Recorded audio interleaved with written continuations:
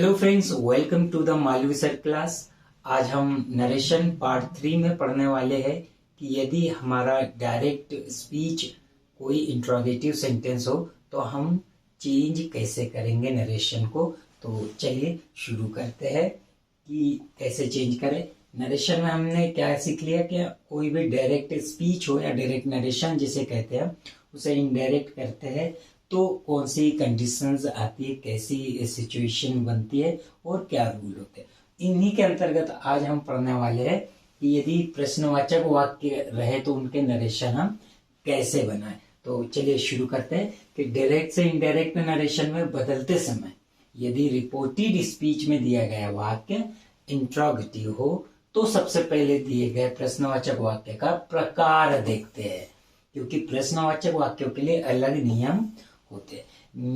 इसका कहने का मतलब हम ये कहे कि जैसे हमारे पास कोई सेंटेंस आया कि भाई इसको चेंज करना है तो हम सबसे पहले क्या देख लेंगे कि क्या वो कोई प्रश्नवाचक है। अब यदि देखो क्या होता है, प्रश्नवाचक भी में भी कुछ प्रकार होते हैं तो हमको वो भी देखना पड़ेगा। तो सबसे पहले हम ये देख लेंगे कि इंट्रोगेटिव है तो कौन से, क्योंकि सामान्य रूप से दो भाग में उसको हम बदलते हैं। इंट्रोगेटिव सेंटेंस को भी हम सामान्य रूप से दो भाग में रखते हैं। ऐसे प्रश्न जिनका आंसर यस और नो में दे सकते हैं। हम कोई यस एंड नो, मतलब कोई ने पूछा तो हम यस नो आंसर कंप्लीट। तो एग्जाम्पल देखें कि कैसे जो सेंटेंस होते हैं उसको हम यस नो कर सकते हैं।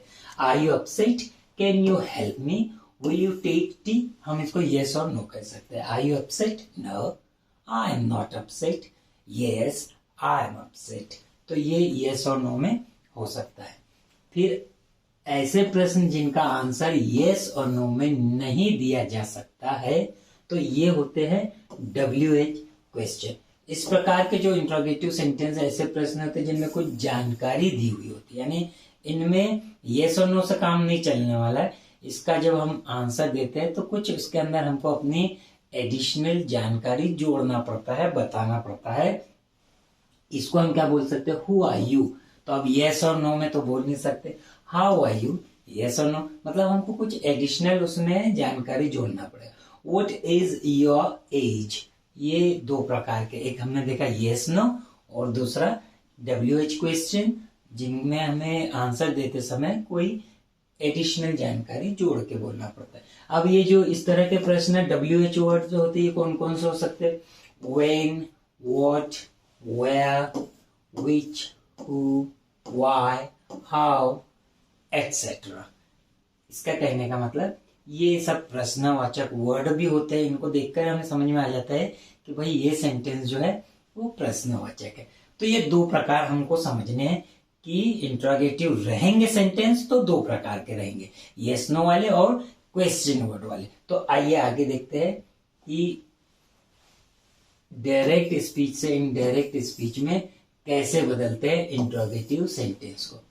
अब ऐसे इंट्रोगेटिव सेंटेंस जो ऑक्सिलरी वर्ब या सहायक क्रिया से शुरू होते हैं, जिनका आंसर यस नो में दिया जा सकता है, उनको इनडायरेक्ट में बदलते समय दैट की जगह, ये जो हम कंजंक्शन बीच में दैट जोड़ते थे जहां पर कॉमा और इन्वर्टेड कॉमा रहते थे, उसकी जगह इफ या फिर वेदर, ये दो शब्द या लिखा है। इसका मतलब हम इफ भी यूज कर सकते हैं, वेदर, दैट इनमें नहीं करेंगे।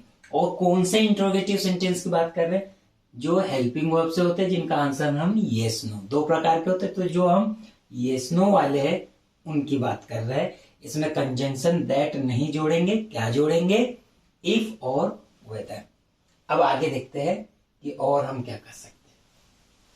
फिर इसके बाद में हम ये कर सकते हैं कि इनडायरेक्ट स्पीच में इंट्रोगेटिव सेंटेंसेस को असर्टिव सेंटेंस में बदला जाता है या बदल दिया जाता है।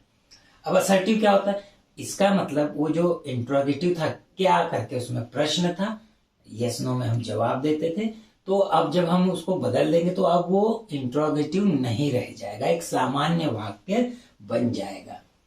अर्थात इनडायरेक्ट स्पीच में परिवर्तित होने के बाद यानी बदलने के बाद वाक्य किसी प्रश्न के रूप में नहीं रहता। ये बात अंडरलाइन है कि अब वो प्रश्न नहीं रहेगा, एक सामान्य वाक्य रहेगा। ये बात हमको किसी भी स्थिति में याद रखना है कि जब हम चेंज कर दे तो अब उसमें प्रश्न के रूप में वो वाक्य ने नहीं रहना चाहिए। और वाक्य के अंत में लगा क्वेश्चन मार्क ये हट जाएगा क्योंकि अब वो प्रश्न नहीं रहेगा।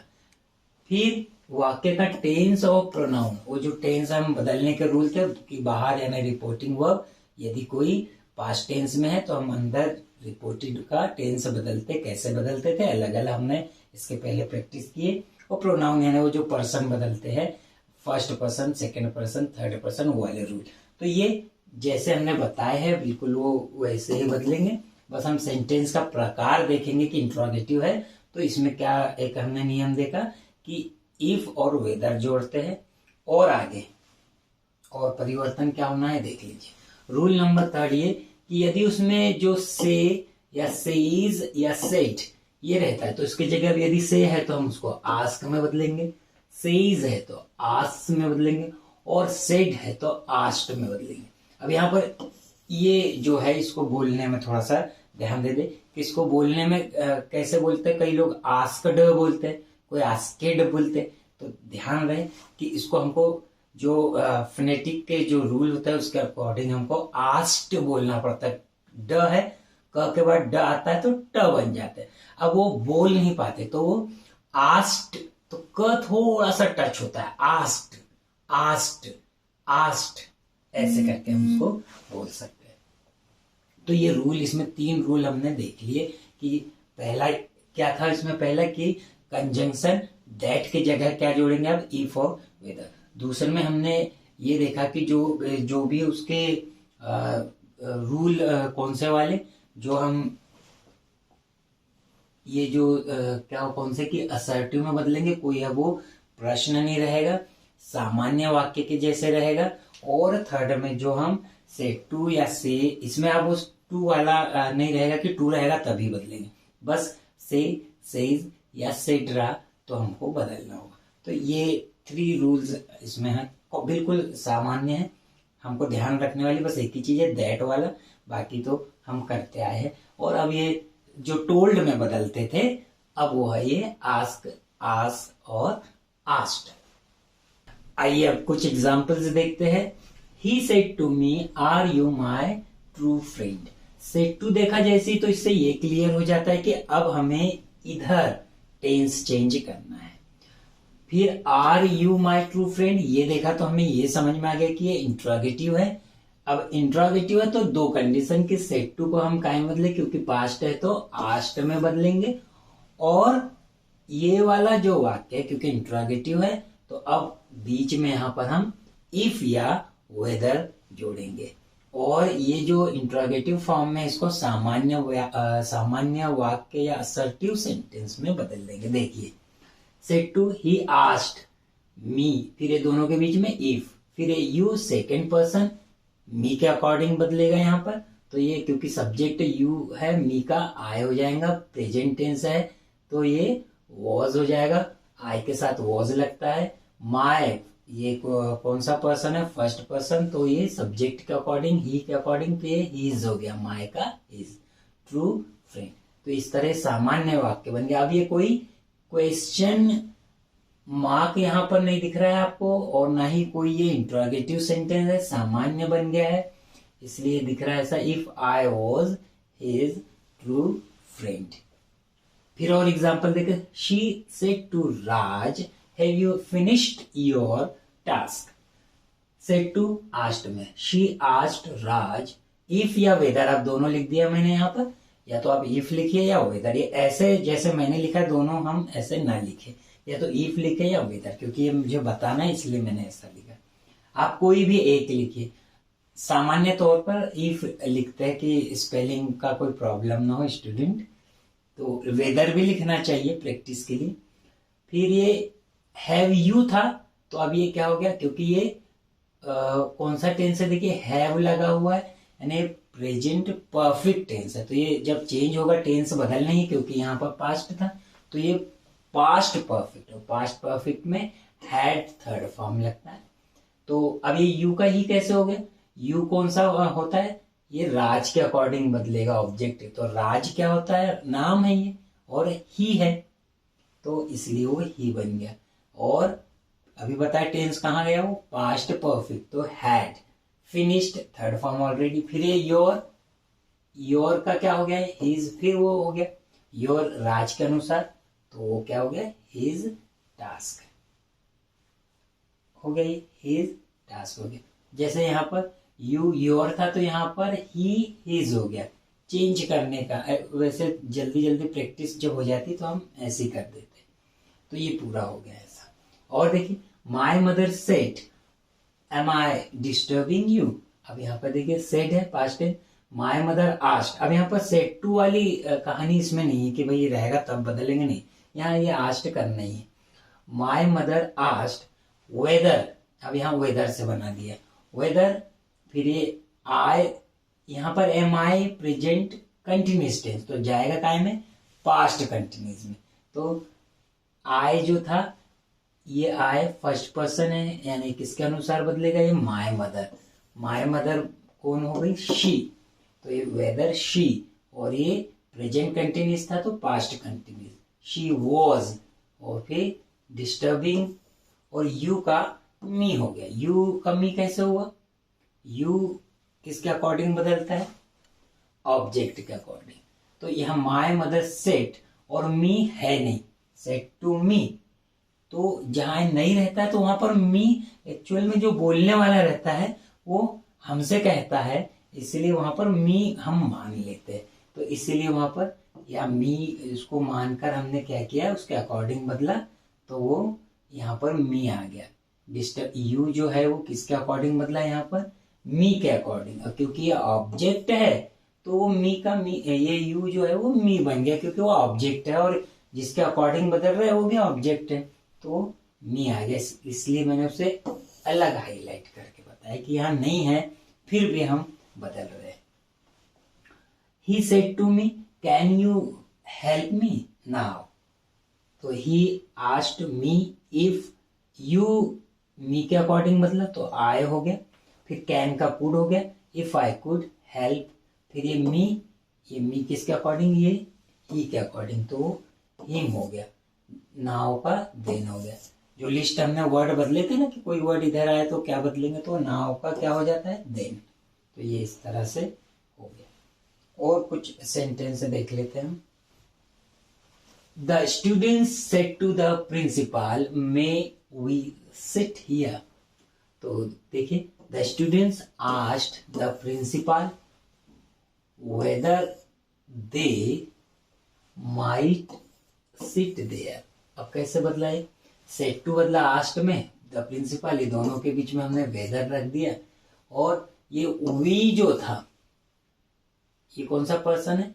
First person. फर्स्ट पर्सन किसके अकॉर्डिंग?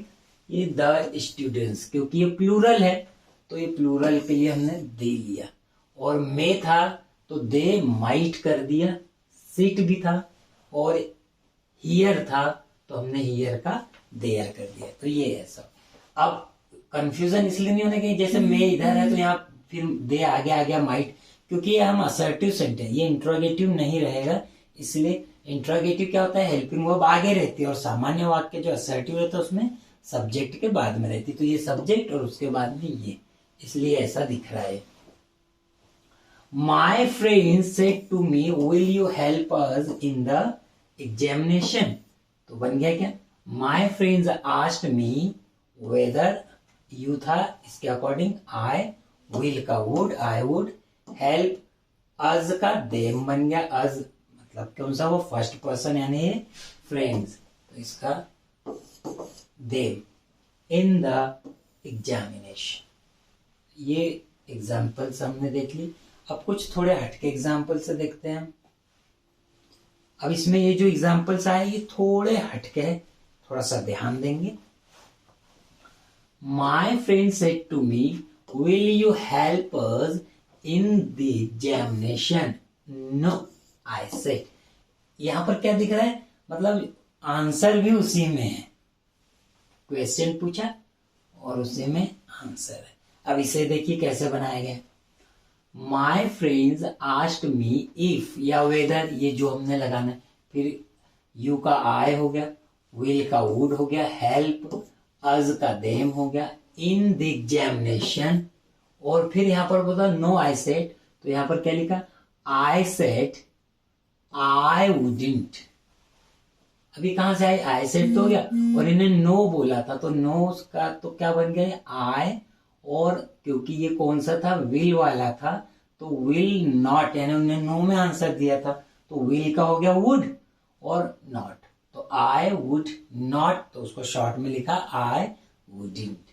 अब इसका दूसरा तरीका भी है, बहुत अच्छा तरीका, यदि यहाँ कंफ्यूजन हो तो ये भी, my friends asked me if या whether I would help them in the examination. यहाँ तो हमने ये बदला, अब ये जो नो वाला था उसका आई रिप्लाइड इन नेगेटिव, यानी हमने नहीं में यदि जवाब दिया है तो हम उसे ऐसा लिखते हैं कि आई रिप्लाइड इन नेगेटिव, तो इस सेट की जगह रिप्लाइड हो गया, और ये जो हमने नो बोला था उसको नेगेटिव में लिख दिया कि नेगेटिव में हमने आंसर दिया, तो ऐसा हो गया आई रिप्लाइड इन नेगेटिव। तो ये जो नो आई सेट वाला होता है उसे या तो ऐसा कर सकते हैं और या फिर ऐसा कर सकते हैं। My friend said to me will you help us in the examination, same sentence ले रहा हूं मैं, इसके पहले भी जो सेंटेंस था ये वाला, my friend said to me will you help us in the examination, ये सिंपल, इसमें यस नो जवाब नहीं था, लेकिन ये जो अभी सेम सेंटेंस इसमें यहाँ पर जवाब दे दिया नो। अब इसी को हम यस में भी बोल देंगे, यदि जवाब यस में दिया तो फिर कैसे बोल सकते, my friend said to me will you help us in the examination, I said yes, जवाब वहां यहाँ नो था, अब यहाँ पर यस, तो फिर कैसे बदले, my friends asked me if और whether I would help them in the examination, यहाँ तो सेम है पूरा, आई रिप्लाइड इन पॉजिटिव, यहाँ पर दिया था I replied in negative, I replied in positive. और ये वाले पैटर्न के हिसाब से यदि हम बोले तो my friend asked me if weather I would help them in the examination, I said I would, यहाँ पर हमने आई वुडंट किया था क्योंकि नेगेटिव में जवाब दिया, यहाँ पॉजिटिव में जवाब दिया तो हम क्या बोल रहे हैं, आई विल, क्योंकि ये यहाँ पर विल था, लेकिन क्योंकि हमने उसको बदला तो आई वुड, तो ये पॉजिटिव का जवाब ऐसा बनेगा और नेगेटिव का ऐसा बनेगा। तो ये कौन से प्रकार का सेंटेंस है, जो जिसमें जवाब भी साथ में यदि दिया हुआ हो। इनने प्रश्न पूछा कि will you help us, yes no type वाला जिसको बोलते हैं हम, तो इसमें वो यस नो आ गया, ये आंसर दिया हमने नो में और यहाँ पर आंसर दिया यस में, तो आंसर भी साथ में रहेगा, तो उसे हम ऐसे बदलेंगे। आपको उम्मीद है कि समझ में आया होगा ये। तो माइंड इट, यानी ध्यान क्या देना है, ध्यान रखें कि उपरोक्त वाक्य जो हमने देखा है कि जो इंट्रोगेटिव सेंटेंस के साथ वाक्य में उसका उत्तर भी जुड़ा हुआ है, ये अब हम बात बोल रहे हैं कि उसका उत्तर भी जुड़ा हुआ है, तो यस में आंसर देते समय पॉजिटिव या असर्टिव में देना होगा, और नो में आंसर देते समय नेगेटिव में आंसर देना होगा, जैसे हमने बताया दोनों प्रकार कि हम क्या क्या कर सकते हैं। तो हमने अभी जो सेंटेंस देखे वो हमारे इंट्रोगेटिव सेंटेंस थे, और कौन से प्रकार के इंट्रोगेटिव सेंटेंस थे, यस नो टाइप वाले। नेक्स्ट वीडियो में मैं आपको बताने वाला हूं कि क्वेश्चन वर्ड वाले यदि इंट्रोगेटिव होते हैं तो हम उसे कैसे बदलेंगे, और उसके बाद फिर हम इंपरेटिव सेंटेंस भी देखेंगे और ऑप्टेटिव सेंटेंस भी देखेंगे। तो तब तक आप प्रैक्टिस करिए और अच्छे से इसकी प्रैक्टिस करिए, और इसके मैं जो गूगल फॉर्म में प्रैक्टिस के लिए भी सेट दूंगा डिस्क्रिप्शन में, आप उसे देखना, प्रैक्टिस करना, तो उससे आपकी प्रैक्टिस हो जाएगी। तब तक के लिए गुड बाय।